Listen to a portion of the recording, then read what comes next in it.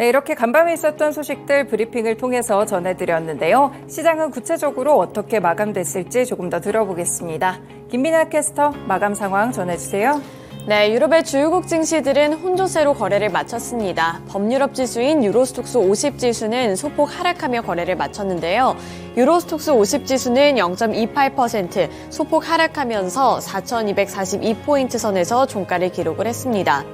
유럽 증시 같은 경우에는 유럽에서의 경제 지표에 영향을 받으면서 이렇게 하락했다고 보시면 될 것 같은데요. 유럽연합은 올해와 내년의 경제 성장률 전망치를 하향 조정했습니다. 이 유럽연합 집행위원회는 올해 유로존 경제 성장률 전망치를 기존 1.1%에서 0.8%로 내려잡았고요. 내년 전망치도 1.6%에서 1.3%로 하향 조정했습니다. 이렇게 유럽의 경제에 대한 전망이 생각을 했던 것보다 더 부진하게 전망이 되면서 투자 심리도 약화가 됐고요. 주요국 증시들이 혼조세를 나타낸 가운데 범유럽 지수인 유로스톡스 50 같은 경우에는 소폭 밀려났다는 점 체크해 보시길 바라겠습니다. 네, 이어서 원유 선물 가격 흐름 살펴보도록 하겠습니다. 원유 선물 가격은 1.7% 오르면서 이번에도 강세를 기록을 했고요. 88.78달러의 종가를 기록했습니다. 원유 같은 경우에는 여러 가지 모멘텀이 있습니다. 우선 첫 번째 모멘텀부터 짚어보자면 가장 큰 이슈는 EIA에서 발표를 했던 보고서에 있습니다. 이 원유 재고가 감소할 것이라는 전망에 유가가 또 급등하는 양상을 나타냈고요. 또 중국의 지표가 개선이 될 경우에는 100달러 선까지 치솟을 수 있다. 이러한 전망이 제시가 됐습니다. 이에 따라서 국제 유가가 다시 한번 고공행진해주는 모습이 나타났고요. 또 중국에서 경제가 다시 회복하는 움직임이 나타난다면 수요는 늘어나게 될 것인데 지금 공급이 현저하게 부족하고 또 뒷받침이 안 될 수도 있다. 이런 우려감도 키워지고 있는 상황입니다. 지금 오펙 측에서는 홍수까지 벌어진 상황이라서요. 이런 부분에서는 공급에 차질이 생길 수 있다는 점, 그리고 국제 유가에도 압박을 줄 수 있다는 점 체크해 보셔야겠습니다. 네, 이렇게 원유 선물 가격 흐름 그리고 유럽 증시 마감 상황 전달해 드렸고요. 이어서 미국 증시 마감 상황은 SH인베스트먼트 김선영 연구원 통해서 들어보도록 하겠습니다. 네, 연구원님 안녕하세요. 네, 안녕하십니까. 네, 간밤 뉴욕 증시 어떻게 마무리 지었을까요? 네, 내일 개장 전에 발표될 8월 미국의 CPI 결과를 앞둔 경기 심리가 짙어지면서 오늘 뉴욕 증시는 하락 마감됐고 지수별로는 다우지수가 0.05%, S&P 500은 0.57, 나스닥은 1.04%의 하락세를 보였습니다. 관심을 모았던 애플의 아이폰 15 발표 행사에도 불구하고 애플의 주가가 1.76% 하락하면서 IT 업종 전반을 끌어내렸던 가운데 국제 유가의 1.7%대의 상승 속에 인플레이션은 우려가 높아지면서 시장에 부담을 가했던 하루였는데요. 에너지청이 올해와 내년 원유 수요 전망치를 상향 제시하고 오페크의 회원국인 리비아에서의 대홍수로 인해 이곳 4곳의 원유 수출 터미널이 폐쇄됐다는 소식이 유가 상승을 가져왔다는 분석입니다. 한편 미국 소기업들의 경기 낙관도를 보여주는 8월 NFIB 소기업 경기 낙관 지수가 91.3을 기록해 전달에 91.9를 하회하면서 시장 예상치였던 91.5에 몸이셨는데요. 결국 인플레이션과 임금 상승세가 소기업들의 투자 심리를 악화시키고 있음을 보여줬다는 것이 전문가들의 지적입니다. 업종별로는 에너지, 기초 소재, 금융, 유틸리티가 상승했던 반면 소매, 건설, 방산 업종이 하락했고 벤치마크인 10년 만기 국채금리는 전일 대비 하락한 4.264%, 달러 인덱스는 0.15% 상승했으며 오늘 특징 종목들을 보면 스탠다드 앤 푸어스로부터 신용 등급을 하향 조정받았다는 뉴스로 자동차 부품업체 어드밴스 오토파스가 8% 급락했던 반면 예상을 상회한 분기 실적 발표로 아이오와주에 본사를 두고 있는 소매 체인점 케이시스 제너럴 스토어즈는 11%의 급등으로 거래를 마쳤습니다. 중국 부동산 위기로 인해 전 세계 주요 펀드 매니저들이 중국 등 신흥국 시장에서 뉴욕 증시로 자금을 이동하고 있다는 소식입니다. BOBA가 실시한 설문조사에 따르면 이들은 중국 부동산 위기를 최대 위협 요인으로 꼽고 있는 가운데 응답자 중 3분의 1이 중국 상업 부동산을 체계적인 신용 이벤트를 부를 수 있는 가장 높은 위험 요인이라고 지적했고 이것은 불과 한 달 사이 2배 넘게 급증한 것으로 지난달만 해도 펀드 매니저들은 중국보다는 미국의 상업부동산 문제에 더 큰 관심을 기울인 바 있는데요. BOA 측은 이 같은 신흥시장에서 미국으로의 자금 이동을 이른바 극적인 전환이라고 평가하고 있습니다. 한편 전 세계 258개 기관 투자자들을 대상으로 하는 BOA의 월간 설문조사는 시장의 영향력이 크며 이들 기관이 운영하는 자산 규모는 모두 6,780억 달러에 이르고 있는데요. 이번 조사에서 기관 투자자들은 올 들어 미국과 유럽 주식시장에서 팔리고 있는 중국의 주식시장이 부동산 위기 속에 더 고전할 것이라고 예상했고, 또한 지난달 조사에서 이들 22%가 미국 주식의 순투자를 줄이고 있다고 답했지만 9월 들어서는 순투자 확대로 돌아서면서 펀드 매니저들 중 7%가 순투자를 늘리고 있다고 답하고 있습니다. 글로벌 금융위기 이후 15년이 지난 현재 전 세계 주요 기업들의 부채가 약 2배 가까이 증가했고, 팬데믹 이후 전 세계 주요 국가들이 금리 인상에 나서면서 이들이 지급해야 하는 이자 부담 역시 크게 커지고 있다는 소식입니다. 이온 게이자이 신문이 팩트세트의 데이터를 집계한 결과 전 세계 7,689개의 기업의 올해 2분기 부채 잔액은 12조 758억 달러로, 이는 금융위기가 시작된 지난 2008년 4분기에 6조 6천억 달러보다 2배 가까운 92%가 증가한 수준으로, 신문은 최근에는 급격히 늘고 있는 이자 부담 역시 기업에게 큰 프레셔를 주고 있다면서 약 7,700개의 기업의 올해 2분기 이자 지급액은 약 1,250억 달러로 전년 동기 대비 20% 정도 증가했고, 특히 최근에는 5분기 연속 두 자릿수의 증가세를 보이고 있다고 지적하고 있습니다. 앞서 들으신 대로 예상에 부합한 1, 4분기 실적에도 불구하고 예상에 못 미친 다음 분기 전망에 따른 신망 매물이 쏟아지면서 대형 소프트웨어 업체 오라클의 주가가 오늘 18%가 급락한 109달러 57센트 거래를 마쳤습니다. 8월 말로 끝난 회계 1분기에 오라클은 124억 5천만 달러의 매출을 보고했으며, 이는 시장의 컨센서스에 부합한 수준이었으며 EPS는 1달러 19센트로 컨센서스인 1달러 15센트보다 4센트가 높았는데요. 관심을 집중시켰던 클라우드 매출은 46억 달러로 전년 대비 30% 증가했지만 이것은 전분기에 54% 증가 대비 감소한 것이었습니다. 하지만 다음 분기 시장 전망이 다소 부진했던 점이 매물 출회로 이어졌는데요. 회사 측은 다음 분기 매출이 5에서 최대 7%까지 증가할 것으로 예상해 당초 8% 증가했던 시장 컨센서스에 미치지 못했고, EPS 역시 1달러 30에서 1달러 34센트로 예상하면서 시장 예상치였던 1달러 34센트에 미치지 못한 것으로 나타났습니다. 마지막으로 내일은 노동부의 8월 소비자 물가지수인 CPI가 발표되며 시장 예상은 전달 대비 0.6%, 전년 대비 3.6%의 상승이며, 이어 전미 모기지 은행협회의 주간 모기지 신청 건수, 에너지청의 주간 원유 재고량이 발표되고, 크래커 배럴, REB 그룹, 셀렉트 코트 잉크, 버퍼드 캐피탈, 리서치 솔루션스 잉크, 레디언트 로지스틱스, 그리고 샘테크 코퍼레이션이 지난 분기 실적을 발표하게 됩니다. 네, 미국 증시에서는 기술주들이 부진했다는 점 체크해 보셔야겠고요. 이제 CPI가 발표가 된다는 점까지 짚어드렸습니다. 오늘 말씀 고맙습니다. 예, 감사합니다. 네, 이렇게 유럽 증시 그리고 미국 증시 마감 상황 함께 들어봤습니다. 이어서 전일장 국내 증시는 어떻게 마감을 지었을지 코스피 시장부터 살펴보도록 하겠습니다. 코스피 시장에서는 외국인들의 매도세가 나타나면서 코스피 지수는 결국에 하락하며 거래를 마쳤는데요. 전일 종가 대비 0.79%가량 밀려나면서 2,536포인트의 종가를 형성을 했습니다. 어떠한 흐름이 포착이 됐는지 시총 상위 종목들 위주로 살펴보도록 할 텐데요. 삼성전자 그리고 SK하이닉스 살펴보시면 엇갈리는 주가 양상이 나타났습니다. 삼성전자가 0.42% 밀려난 반면에 SK하이닉스 같은 경우에는 0.69% 소폭 오르면서 11만 6,700원의 종가를 형성을 했습니다.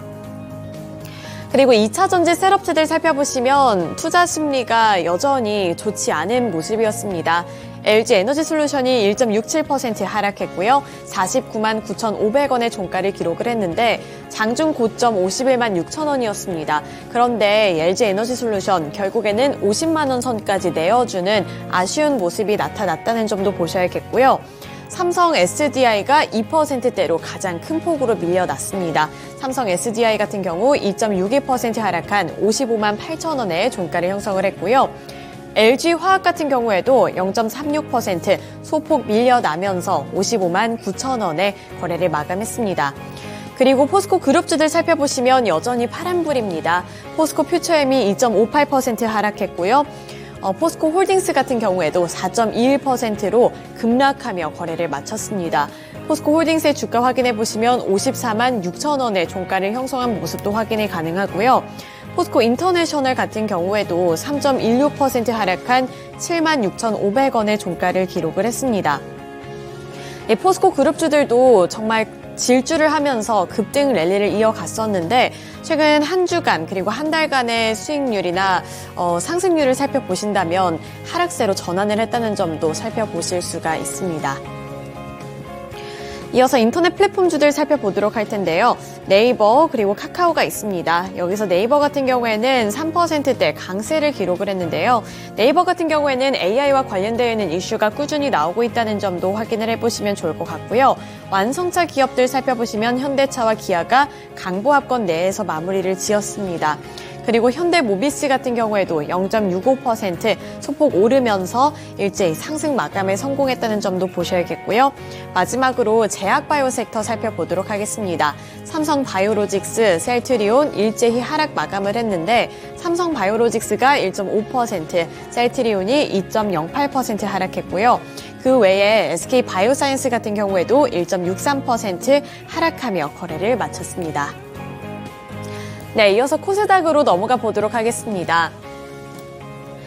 코스닥 지수는 어제 더 큰 폭으로 밀려났습니다. 결국에는 900포인트 선을 이탈을 했고요. 890포인트 후반 부근에 종가를 형성을 했습니다. 1% 넘는 낙폭을 키워나갔는데 1.59% 밀려나면서 898포인트 선에 종가를 형성해내는 모습이었는데요. 마찬가지로 코스닥에서는 어떠한 흐름이 포착이 됐는지 시가총액 상위 종목들 함께 살펴보도록 하죠.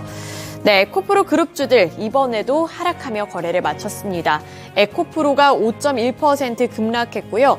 에코프로 BM의 경우에도 4.31% 하락했습니다. 에코프로 같은 경우에는 93만 원 선으로 다시 밀려났습니다. 100만 원 선을 아슬아슬하게 지켜나가다가 결국에는 이렇게 100만 원 선 이탈하는 모습이 연출이 됐고요.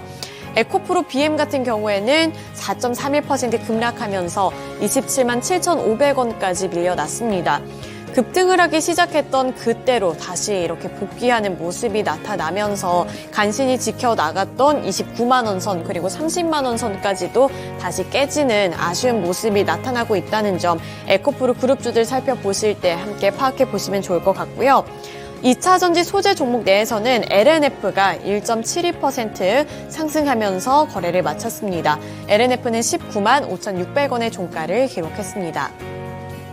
이렇게 2차 전지주들 사실은 테슬라가 미국 기준으로 월요일 시장에서 10% 넘게 오르면서 어느 정도 기대감 들어오지 않을까 싶었지만 테슬라가 2차 전지와 관련되어 있는 이슈로 간 것이 아니라 오히려 슈퍼컴퓨터 이 자율주행 쪽으로 모멘텀을 들고 왔기 때문에 2차 전지주들 쪽으로는 별다른 영향이 없었다는 점도 어제 시장의 특징으로 볼 수가 있겠고요.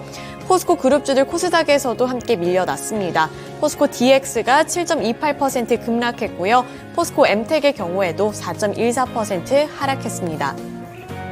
그리고 로봇주들 살펴보시면 레인보우 로보틱스 7.86% 밀려나면서 그동안 급등했던 주가를 일부 반납하는 모습이 연출이 됐고요. 반도체 종목들은 오히려 선방해주는 모습이 연출이 됐습니다. 그동안 반도체주들 조정을 받았는데 HPSP라든지 ISC 같은 경우에도 2%대 탄력을 받았다는 점도 보실 수가 있고요. 리노공업도 0.64% 상승 마감에 성공했습니다. 네, 이렇게 코스닥에서도 대부분의 시가총액 상위 종목들 함께 살펴봤습니다. 이어서 특징주로 넘어가서 어떠한 테마가 관심을 받았는지 살펴보도록 하겠습니다. 전 첫 번째 특징주로는 자율주행 관련 종목들 살펴보도록 할 텐데요. 앞서서 잠시 언급을 했습니다만 테슬라의 주가가 미국 증시 기준으로 월요일에 급등을 했습니다. 그 이유는 슈퍼컴퓨터 도조에 있었는데요. 글로벌 IB인 모건 스탠리 측에서 지금 테슬라가 개발을 하고 있는 이 슈퍼컴퓨터 도조에 대해서 긍정적인 평가를 제시를 했습니다. 모건 스탠리는 도조가 테슬라의 평가 가치에 5천억 달러를 더할 수 있다고 평가를 했고요. 도조가 테슬라의 자율주행 로보택시를 도입을 할 수 있도록 가속화할 수 있다고 평가하면서 테슬라가 향후 자율주행 관련 소프트웨어와 하드웨어를 다른 기업에 판매를 할 수 있다고 평가를 했습니다. 이 도조는 AI 기술과 고화질 영상 등 테슬라 전기차의 주행 데이터를 토대로 해서 이 자율주행 소프트웨어를 만드는 슈퍼컴퓨터인데요. 여기서 이러한 관련 종목들이 국내 증시에서도 관심을 받으면서 급등하는 모습이 나타났고요. 대체적으로 자율주행 관련 종목들이었습니다. 그중에 가장 많이 올랐던 종목 중 하나가 바로 퓨런티어고요. 퓨런티어가 29.85% 상한가를 기록하며 거래를 마쳤습니다. 그리고 캠시스의 경우에도 15.52% 오르면서 전반적으로 이렇게 자율주행 테마가 강세를 나타냈고요. 일부 자동차 부품주들 쪽으로도 매수세가 확산이 되는 모습이 연출이 됐습니다. 네, 이어서 두 번째 테마 살펴보도록 하겠습니다. 우선은 보시면 게임주들 관심을 받았습니다. 그중에 대표적인 종목이 바로 넷마블인데요. 넷마블이 연일로 이렇게 급등을 했습니다. 어제 같은 경우에는 두 자릿수대 급등세 연출해 주면서 14% 넘게 올랐고요. 52,900원의 종가를 형성했습니다. 넷마블 같은 경우에는 신작에 대한 기대감이 지속이 되면서 그리고 또 신작이 흥행을 하고 있다. 이러한 여러 가지 좋은 소식이 겹치면서 주가가 급등을 할 수 있었던 건데요. 다울투자증권은 넷마블에 대해서 시장의 기대가 거의 없었던 이 신작이 흥행을 하면서 앞으로 더 기대가 된다라고 평가를 했습니다. 이 세븐나이츠 키우기가 흥행을 하고 성과가 반영됨에 따라서 하반기 영업이익은 시장의 전망치를 웃돌 것이다 라고 평가를 한 건데요. 따라서 다울투자증권에서는 투자 의견의 매수를 유지를 하고 목표 주가를 68,000원에서 70,000원으로 상향을 했습니다. 이렇게 넷마블 같이 신작이 흥행을 하고 있다라는 소식이 전달이 됨에 따라 이렇게 개인주들 쪽으로도 일부 매수세가 들어오는 모습이 연출이 됐고요. 넷마블뿐만 아니라 위메이드 그룹주들도 일제히 반등해 줬습니다. 위메이드 맥스는 5.84%, 위메이드 플레이가 2.94%, 위메이드가 2.79% 상승하며 거래를 마쳤습니다. 네, 이어서 개별 호재 소식에 따라 움직였던 종목들도 함께 살펴보도록 하겠습니다. 우선 첫 번째 종목으로는 크리스탈 신소재 살펴보도록 할 텐데요. 크리스탈 신소재 살펴보시면 23.35% 강세 기록해주면서 2,985원의 종가를 기록을 했습니다. 크리스탈 신소재 같은 경우에는 그래핀 발열 필름을 개발을 했다라는 소식에 급등을 했는데요. 기존에 있었던 이런 그래핀 발열 필름 같은 경우에는 사용을 할 때 10분가량의 시간이 필요했지만 이번에 크리스탈 신소재에서 개발을 한 필름 같은 경우에는 3.5초밖에 사용하는 데 시간이 걸리지 않는다고 합니다. 이렇게 시간을 대폭 줄이게 되면서 이러한 기술력이 부각을 받았고요. 따라서 장 초반부터 마감 때까지 강한 움직임을 지속해주는 모습이 연출이 됐습니다. 네, 두 번째 특징주로 알테오젠 살펴보도록 하겠습니다. 알테오젠의 주가 확인해 보시면 14.84% 급등세 연출해 주면서 59,600원의 종가를 기록을 했는데요. 알테오젠 같은 경우에는 증권가에서 긍정적인 리포트를 발행을 했습니다. 이러한 영향에 급등하는 양상을 나타냈다는 점 확인해 보시면 좋을 것 같고요. 마지막으로 엑세스 바이오 살펴보시면 엑세스 바이오 같은 경우에는 이제 미국의 큐라페이선트의 지분을 확보했다라는 소식에 마찬가지로 급등하는 양상을 나타내 줬습니다. 네, 이렇게 특징주들까지 함께 알아봤고요. 지금까지 글로벌 증시 마감 상황이었습니다.